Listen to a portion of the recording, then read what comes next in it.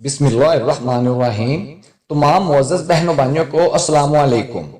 बाबा फरीद रहमतुल्लाह अलैह फरमाते हैं, जिन दिनों मैं दौरान सियाहत बगदाद में मुकीम था, एक दिन मैं दरियाए दजला के किनारे गया और वहां मैंने एक दरवेश को देखा जो सताए आप पर अपना मुसल्ला बिछाए नमाज अदा कर रहे थे। जब उन्होंने सलाम फेरा तो अपना सर सजदे में रख लिया और बारगाह खुदावंदी में अर्ज किया, इलाही खिज़र अलैहिस्सलाम इस वक्त गुनाह के मुर्तकिब हो रहे हैं, तो उन्हें तौबा की तौफीक अता फरमा। बाबा फरीद फरमाते हैं, अभी उन दरवेश की दुआ पूरी न हुई थी कि हजरत खिज़र अलैहिस्सलाम हाजिर हुए और उनसे पूछा कि मैं किस गुनाह का मुर्तकिब हो रहा हूँ, तुम मुझे इसके मुतल्लिक बताओ ताकि मैं ताइब हूँ।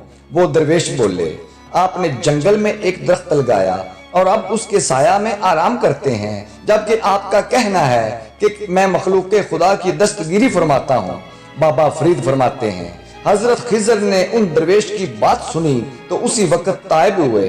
फिर उन दरवेश ने हजरत खिज़र को तर्के दुनिया और दरवेशी के हकूक से आगाह किया और कहा, आप यूं रहें जैसे मैं रहता हूँ। हजरत खिज़र ने उनसे पूछा, तुम कैसे रहते हो?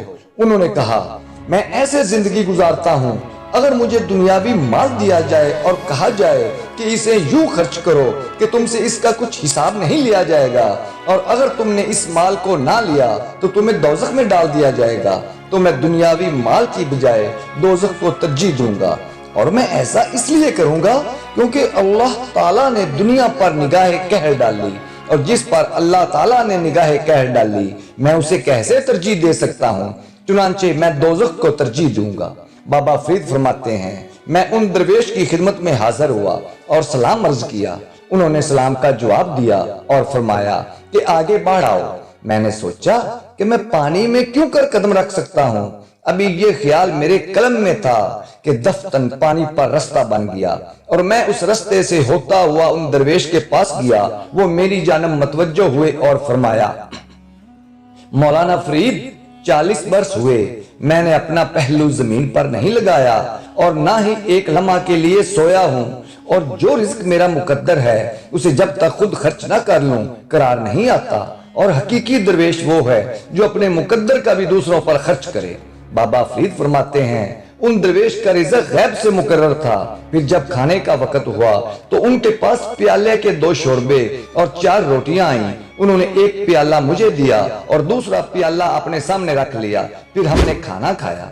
जब रात हुई तो वो दरवेश नमाज इशा की अदायगी के बाद नवाफिल में मशगूल हो गए। मैंने भी उनकी पैरवी की। उन्होंने 2 रकत नफल में 4 मरतबा कुरान पाक खत्म किया और सलाम फेरने के बाद सजदा में चले गए और गिरियाजारी में मशगूल हो गए और बारगाह खुदावंदी में अर्ज किया, इलाही मैं तेरी शायाने शान इबादत न कर सका जिस पर मैं तुझसे कहता हूँ कि मैंने तेरी इबादत की है।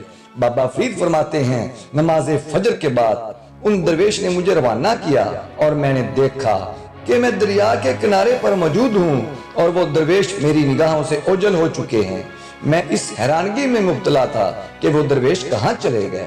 बाबा फरीद ने अपनी सियाहत के इस किस्से को बयान करने के बाद फरमाया कि दरवेश यही है, और उन दरवेश के पास एक टूटे घड़े के सिवा कुछ ना था, और जब रात होती तो वो घड़े का पानी गिरा देते और दिन रात अपना एहतसाब करते और तजर्दो तफरीद की जिंदगी गुजारते थे।